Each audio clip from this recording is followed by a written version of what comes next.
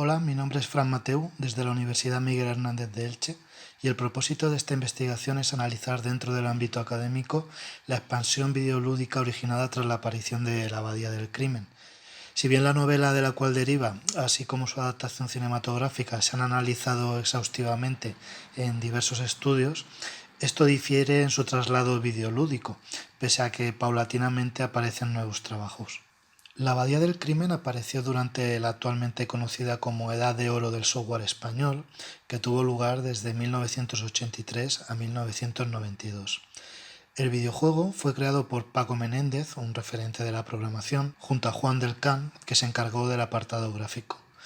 Esta obra ajena al canon supuso un salto técnico para la época, ya que, por ejemplo, los personajes son reconocibles por sus facciones y las pantallas cuentan con diseños arquitectónicos colmados de detalles. Si bien cuando se comercializó tuvo una modesta acogida, actualmente es reconocido internacionalmente como uno de los mejores videojuegos hechos en 8 bits. Entonces, bueno, como objeto formal de estudio se expondrán los principales procesos de transformación videolúdica y mediante una investigación descriptiva basada en el estudio de caso y el análisis comparativo, verificaremos si se han aplicado y de qué modo sobre los videojuegos publicados tras la Abadía del Crimen, que conformarán nuestras variables de análisis. En este sentido, partimos de la hipótesis de que los procesos que se mostrarán a continuación han sido aplicados sobre nuestro estudio de caso. Asimismo, para la recogida de datos hemos experimentado los distintos softwares, además de acudir a la revisión histórico-bibliográfica y realización de entrevistas personales semiestructuradas. Al igual que el remake supone la investigación sobre la alteración o fidelidad narrativa de una historia en términos generalmente literarios o cinematográficos, la reconstrucción de un videojuego implica además la revisión de su componente gráfica y sonora, junto a la posible modificación de sus mecánicas. Así, al desarrollar un remake, se parte del videojuego original y se crea desde cero, sin compartir assets, para un hardware más actual. Se tiene en cuenta la misma historia, escenarios, personajes, etc., aunque puedan existir cambios notorios frente al anterior, además de modificar cualquier aspecto, corregir bugs, etc. En el proceso de remasterización, sin embargo, se mejora el videojuego original acorde a las posibilidades técnicas actuales, pero únicamente a nivel técnico.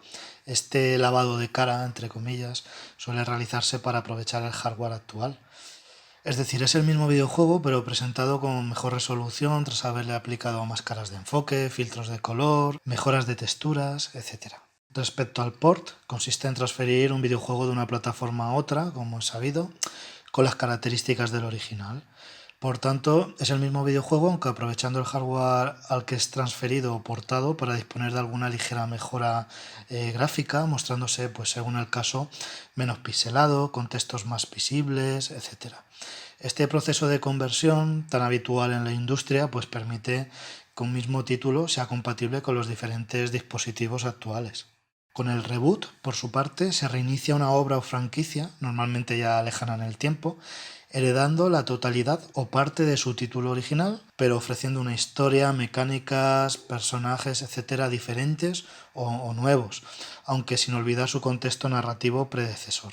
Finalmente, los remakes son reimaginaciones de videojuegos relativamente modernos que adoptan una apariencia retro o vintage en sus mecánicas, sonidos, estética, etc., como si hubiesen sido creados mediante un hardware antiguo aplicando ingeniería inversa para desentrañar sus procesos de creación y frecuentemente pues aplicando la técnica del pixel art.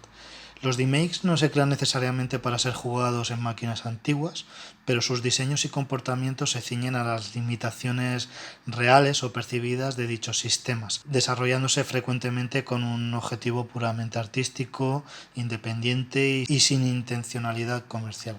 Regresando a la Abadía del Crimen, el videojuego se publicó originalmente en 1987 para Amstrad CPC 6128 y después, pues a lo largo del año siguiente, OperaSoft trasladó esta versión a Spectrum de 128K, a MSX de 64K y a Amstrad CPC 464 de 64K, además de distribuir durante aquel año una versión para PC en MS2. Estas versiones son el punto de partida del videojuego y aplicando nuestra metodología, las versiones derivadas de la original son ports, exceptuando la de PC, que técnicamente se trataría de un remake pese a plasmar la misma historia, salvo por algún aspecto puntual a nivel musical, además de la inclusión de easter eggs. No enmarcaríamos esta versión como una remasterización porque no ha sido mejorada. En cuanto a la expansión posterior del videojuego, en pantalla mostramos algunos de ellos.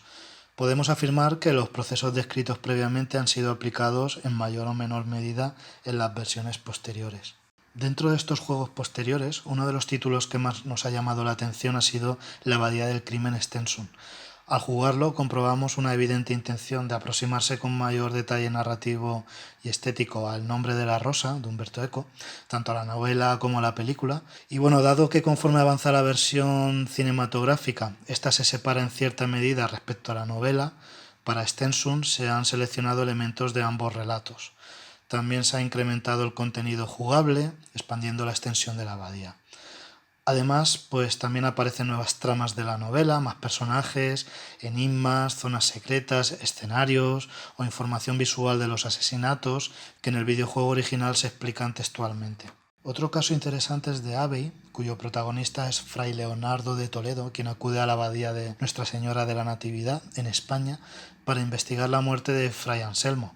Su acompañante es un joven llamado Bruno, que ofrece cierta comicidad en algunas situaciones.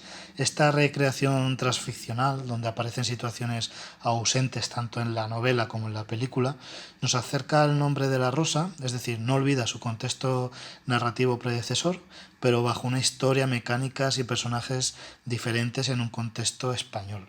Bien, aunque nos gustaría describir otros títulos y entrar en mayores detalles, se han sintetizado los resultados en la tabla que se muestra en pantalla. Como se puede observar, abarcamos desde el año 1987 hasta 2022. Es decir, a día de hoy sigue acudiéndose a este videojuego como proceso de reiteración a través de las prácticas descritas.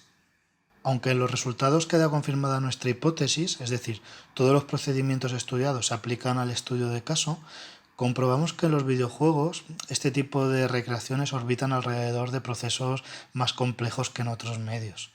La reconstrucción técnica o estética del videojuego afecta a la jugabilidad, por lo que no debemos ceñirnos a estudiar únicamente la parte narrativa. Asimismo, encontramos procesos como reescrituras de códigos, parcheados, etcétera, que complican más la existencia de un consenso terminológico en la práctica. En segundo lugar, la adaptación videolúdica del Nombre de la Rosa es una singularidad donde Fanon equivale a Canon. Ninguna versión existente es oficial y, exceptuando una de ellas, el resto se han desarrollado en España. Finalmente, y resumiendo nuestras conclusiones, advertimos que nos encontramos ante un caso cuya expansión volverá a repetirse en el mercado del videojuego español bajo los diferentes procedimientos estudiados, además de otros que puedan surgir en el futuro.